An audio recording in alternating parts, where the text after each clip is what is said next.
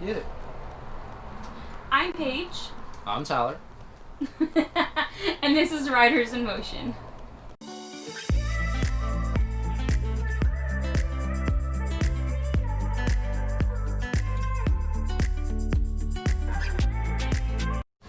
Hey everyone, this is Tyler and Paige, Riders in Motion. Anyway, it's been a full month that we've been in the trailer, RV, rig, whatever you want to call it. We've been in here for a month. It's crazy. Time has just literally flown. Preferably like to call it a coach. And she is right. Time has flown by. Been in here for a month, like she indicated. I've been with my new position for going on 6 weeks. Today we're going to share with you some pros and cons that we have experienced being in the coach. Yeah. And one of those is, we were in a 1,600 square foot home, 4 bedrooms, 2 baths, 2-car garage, and 4,000 square feet of grass.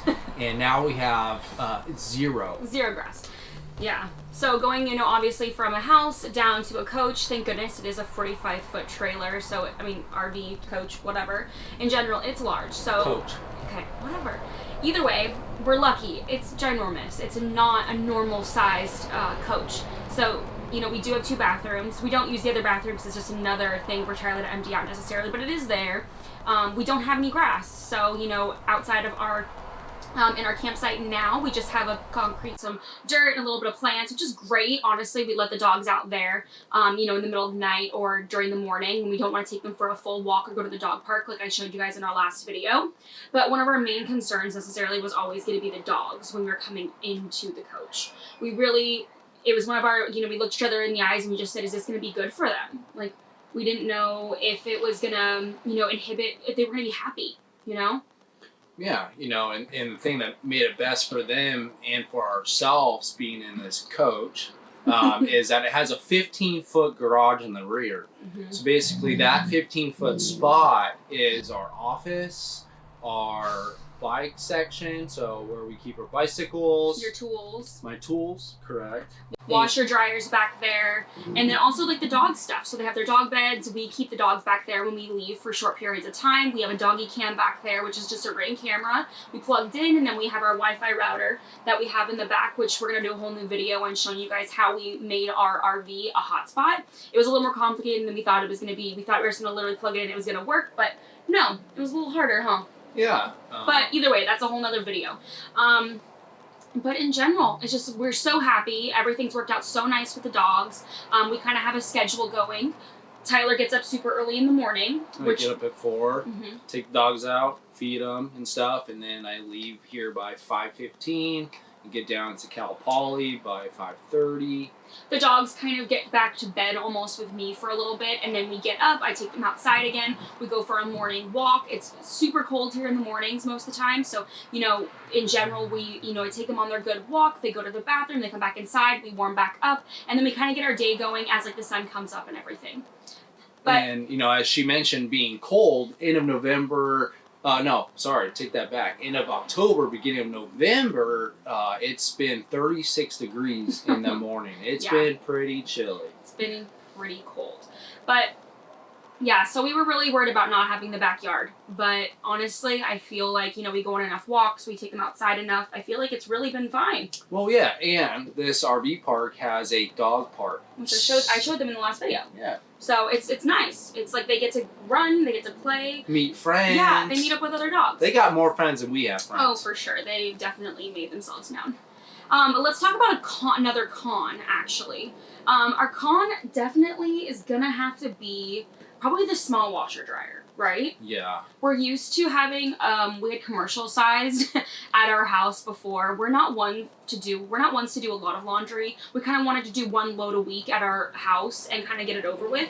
But I feel like here, I'm definitely at least throwing in a load a day, whether it's Tyler's work clothes and dog stuff or our personal clothes, which definitely we just keep those 2 separate. But I feel like I am doing a load a day. I'm not saying that that's a lot of work because obviously I'm not working right now. So it's not a lot of work, but it's just definitely something to keep conscious of because if you let it pile up, it's definitely going to be a lot longer of a process because this washer dryer takes quite a while. So you put a load in, it's going to definitely take you all day to get that load washed and dried.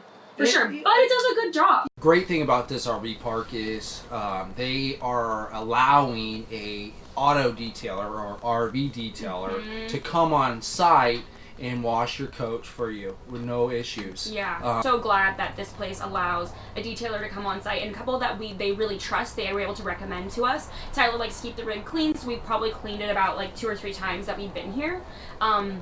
They also do cars too. We just figured out, so we're actually probably gonna have the cars done, especially obviously while I'm here, or we'll switch cars and have him take my car and he can leave the truck and get that detailed too.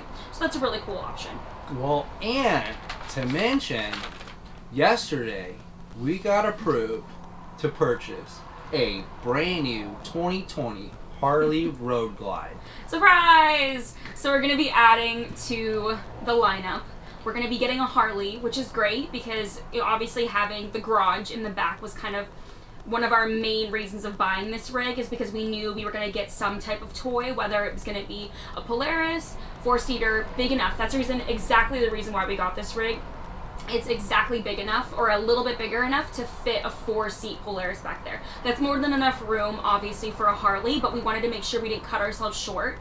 What we did with our last couple rigs is we cut ourselves short. We didn't have what we needed, and I felt like with this one we kind of went above so that we were able to grow into it, which is, we're so glad that we did, obviously, because now we're living in it. So that was really lucky. Yeah, and it'll give us to spend some quality time with our family. Yeah, my dad, he rides Harleys, so my mom and my dad, they both like to ride, so we will be able to go to rides with them, and it's just, it's something that we get to do to spend time together as well. You know, just taking the Harley out to go out to dinner is much more simple finding a parking space in these downtown areas that we've found, so we're super excited to have just another option of transportation versus like putting all these miles on both of our cars as well. Well, especially because we have a 2024 F450 dually. It takes up 2 you parking can't spots, park it basically. in downtown. We have to park really far away if we choose to take that car, and we normally don't. So honestly, that car has been just a truck, has been just basically to get Tyler to work and to pull the rig. Other than that, we really can't take that thing a lot of places. One of our big cons that we've come across is obviously that now we don't have grass, and now we don't have any of our like own space. We have to pick up dog poop with a trash bag with our hands. You know, the whole, you know, we've never really had to do that. We always had tons of grass, and we had a, you know, pooper scooper, and it was never an issue. Yeah. But now, we were picking it up. And the worst part about it is our little one, Cali. She is a concrete pooper. Every time we leave the coach to go within like 15 feet, she is pooping in the middle of the street. To embarrass us, I swear. It's like on the asphalt too, between it's a whole thing. Not gonna get into details. it. No details. Cool routine that I have going is about 2 days a week I take the dogs over to Doggie daycare, and this place is amazing. It's a Thousand Hills Pet Resort, and they're over in San Luis Obispo. It's great. Again, they go there 2 days a week. They send us a report card every single day with pictures, and they will give them a bath if needed. I already got a call one day. Not twice. Yeah, we already got a call that Callie had gotten into some mud, and she was extremely dirty. And they asked me if we wanted her to get a bath while she was at Doggie daycare. And of course we did, because Tyler would never allow Callie into the car. Really, really muddy. Well, especially when you get a phone call at 2:30 when you're getting off work to go pick up your kid. Well, either way, it's really great that they go to Doggie daycare, because it gives me time to run errands. It gives me time to like do things that I need to do for the everyday life that we have in the coach. And the good thing is for them, being in the RV, they don't get to spend time with other dogs. Yeah. They do, but not as much as they do at Thousand Hills. Yeah. So it's better for them to get reaction, mm-hmm. With other dogs. Because when we're here at the coach, we can actually be in the coach, cooking, cleaning, and they can be outside, chilling. No leash on, no tether, and they sit there and they will literally watch other dogs walk by. Yeah, they don't run after them. We're very lucky. They are very good. We always want to keep an eye.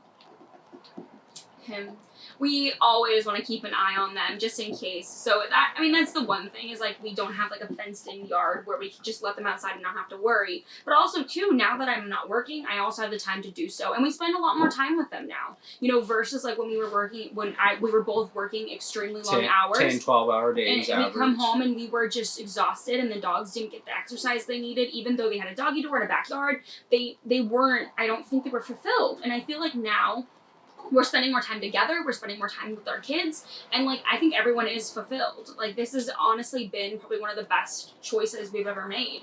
Like I don't regret it personally, you know. No, I mean there are times, you know, when you do miss your home. Yeah. I mean that was the home we built. Yeah. Tore down to the studs, basically most of the rooms, down to the concrete pad, and you know went on from there. You know that was like our house. We always talked about having before we were really married. You know, we were always watching those DIY shows or you know Magnolia Farms. We're like, oh, that we like that, you know, and we would do something similar to that, but it would have its own tweak to the way we liked it. And we did it, and we were so happy with it. But you know, we just felt like this fire within us that we were like ready for something different, and it definitely this is different.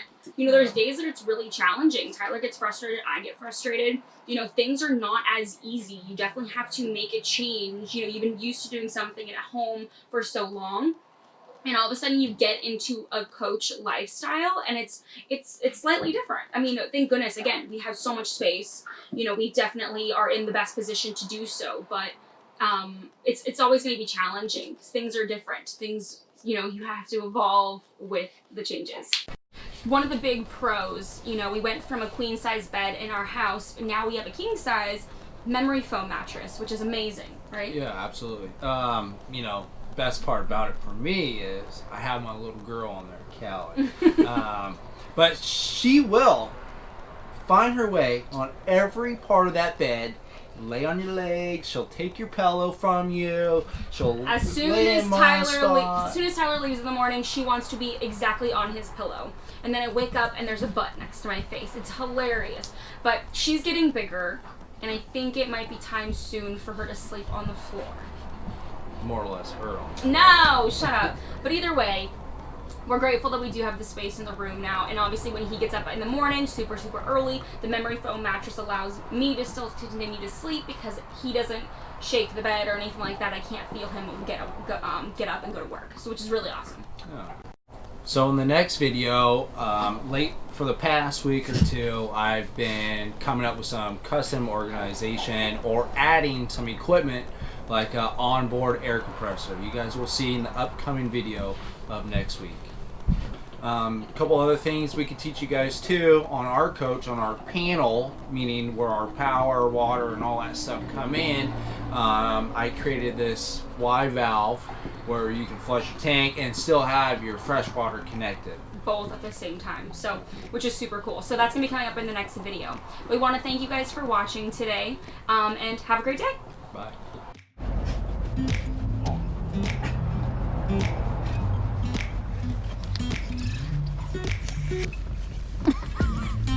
It's like when they hold the cattle in that thing to do their